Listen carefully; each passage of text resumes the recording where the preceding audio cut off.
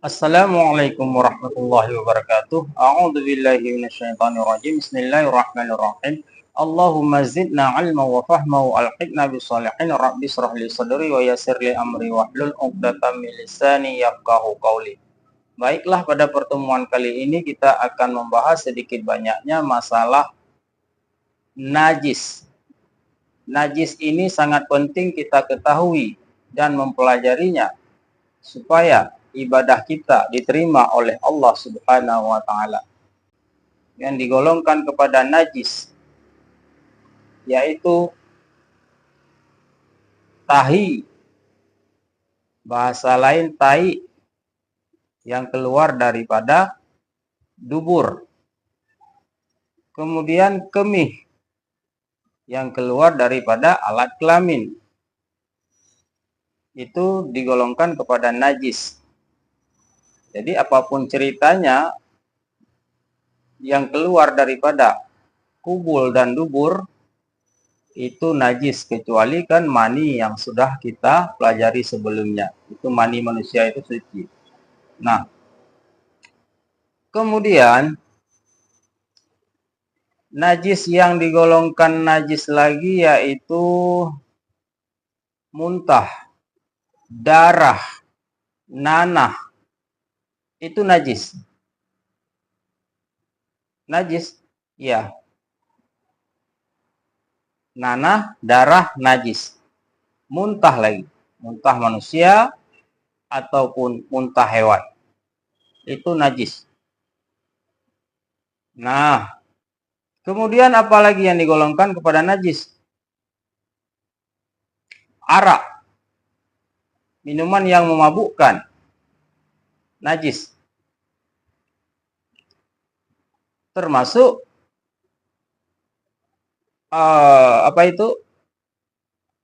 buah-buah yang diolah menjadi memabukkan, itu sama juga najis. Kalau arak itu diolah daripada anggur, najis. Kemudian ada lagi misalnya buah-buah yang diolah sehingga memabukkan air tersebut, maka itu juga najis. Tidak mesti air anggur yang memabukkan, air lain memabukkan, najis juga.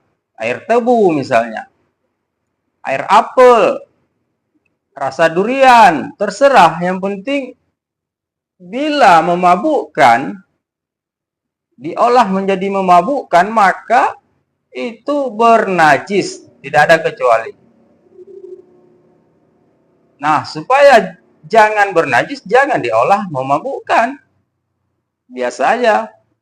Nah, cuman beda dengan anggur, sudah dari dulunya tidak perlu diolah pun sudah berubah memabukkan, berubah dengan sendirinya. Nah, sekarang yang dikategorikan ke dalam najis lagi yaitu bangkai hewan yang mati. Itu bangkai itu najis. Bangkai lembu, bangkai ayam, bangkai semut sekalipun itu dikategorikan bangkai. Bila kita tanggung ke dalam sembahyang ataupun di dalam sholat kita ada semut mati di dalam kantong, misalnya di dalam kantong ada semut, maka hukumnya najis, kecuali kita tidak ketahui. Cuman jarang kita mengetahuinya barang sekecil itu. Tapi seandainya kita ketahui ada bangkai semut, pindahkan. Nah, karena dikategorikan sudah mati dia bangkai.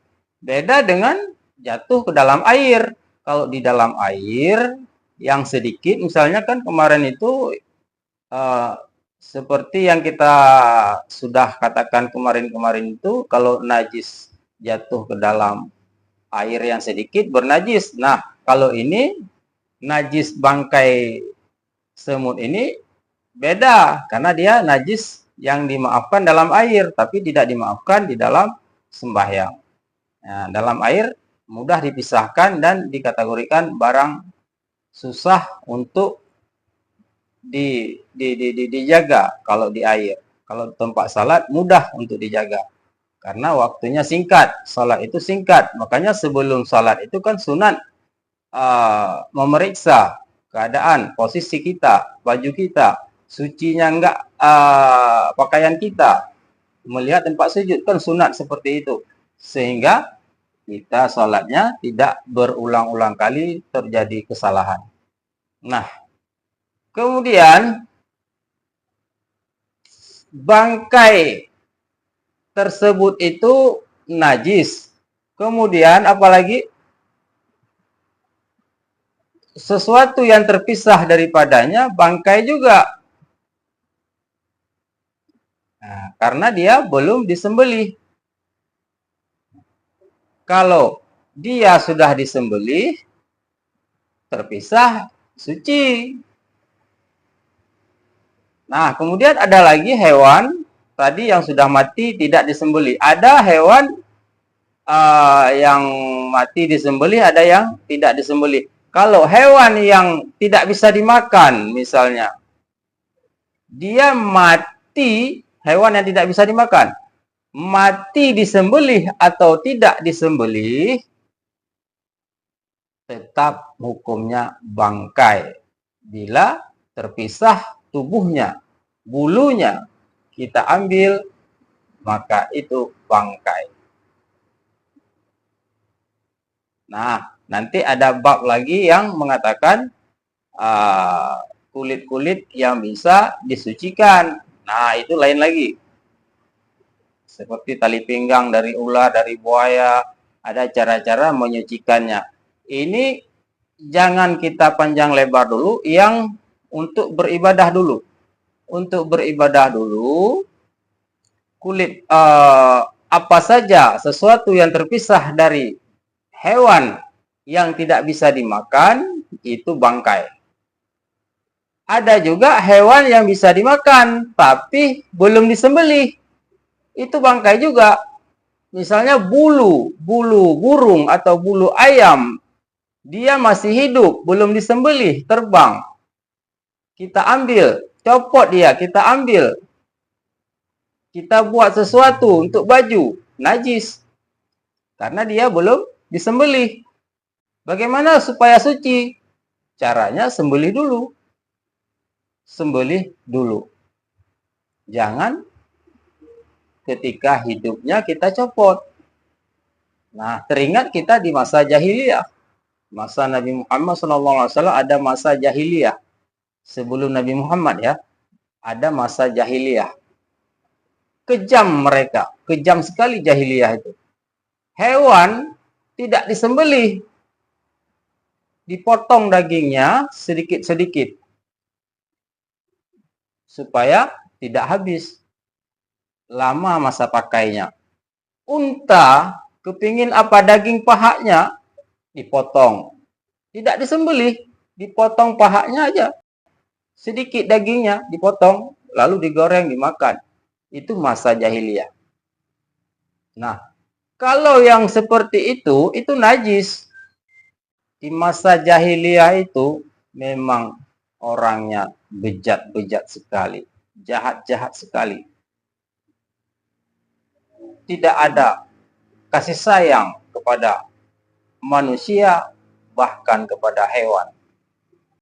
Ketika lahirnya Nabi Muhammad SAW, selamatlah mereka semua, binatang-binatang. Manusia yang perempuan dulu dibunuh sekarang sudah selamat. Hewan yang dulu dipotong tidak disembelih, dipotong-potong, dicincang-cincang masa hidupnya. Begitulah beruntungnya kita menjadi umat Muhammad SAW. Baiklah, kita kembali kepada najis. Bila daging itu atau bulunya terpisah ketika masa hidupnya, apakah hewan itu bisa dimakan atau tidak dimakan? Tidak bisa dimakan. Nah, kalau kucing sudah jelas tidak bisa dimakan, apalagi disembelih. Bulunya itu bangkai. Ayam Kalau disembelih, bulunya suci. Kalau tidak disembelih, bulunya najis. Nah, itu saja bedanya. Kalau yang sudah disembelih, itu semuanya suci. Dengan syarat disucikan juga, ada darah-darahnya, ada taiknya, itu tetap seperti biasa. Nah, itu hewan yang bisa dimakan dan bisa disembelih.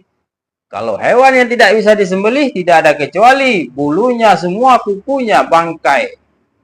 Jangan coba-coba membuat kalung daripada kuku hewan yang tidak bisa dimakan. Kalau hewan yang bisa dimakan, boleh. Tapi sesudah disembelih. Kuku ayam misalnya, taji ayam. Mau buat kalung, boleh. Sembelih dulu. Ambil kukunya, mau buat koleksi, terserah. Ambil untuk buat gelang, untuk buat kalung, terserah, suci. Tapi ketika sesudah disembelih. Kalau belum disembelih, najis. Jangan coba-coba. Itu hukum fikih. Nah, bangkai-bangkai yang telah kita sebutkan tersebut itu semuanya najis. Kecuali bangkai belalang. Belalang suci walaupun sudah mati. Kemudian ikan.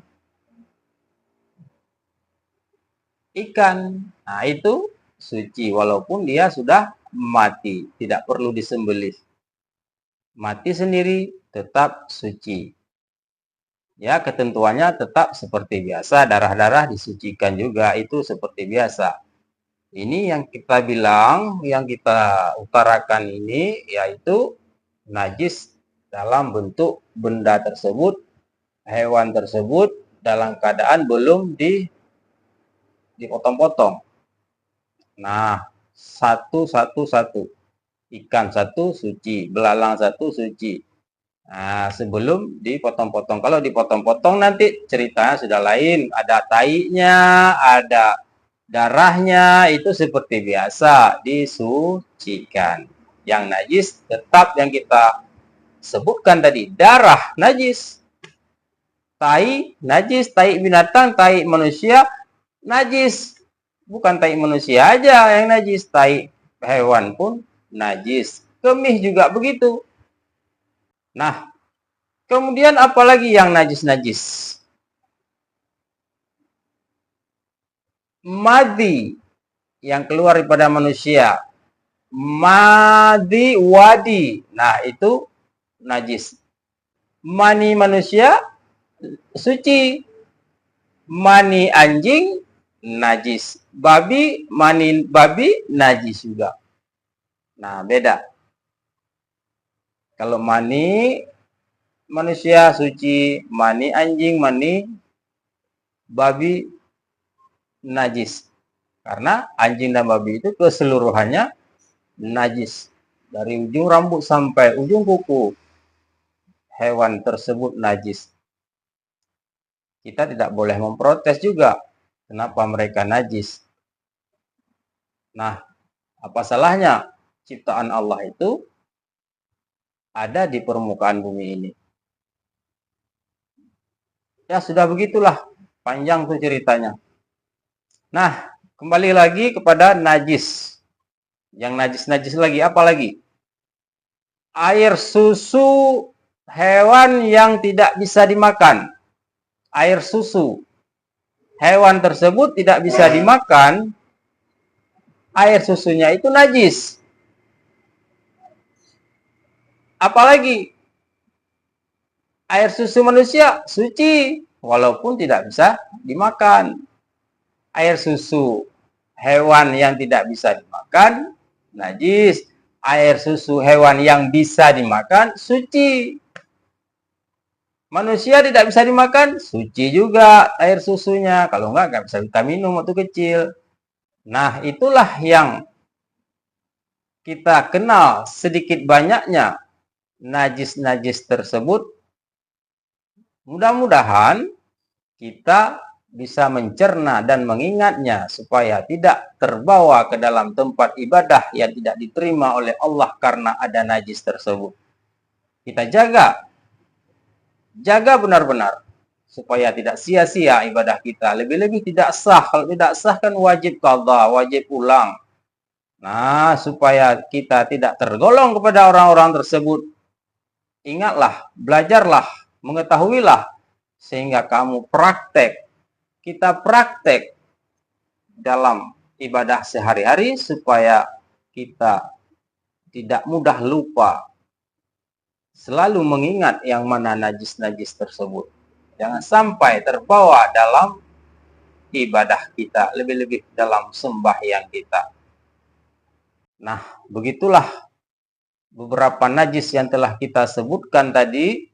Mudah-mudahan bisa bermanfaat bagi saya sendiri dan bagi kaum muslimin dan muslimat yang dirahmati Allah. Lebih dan kurang saya mohon maaf. Wallahu a'lam bishawab, wabillahi taufik wal hidayah. Assalamualaikum warahmatullahi wabarakatuh.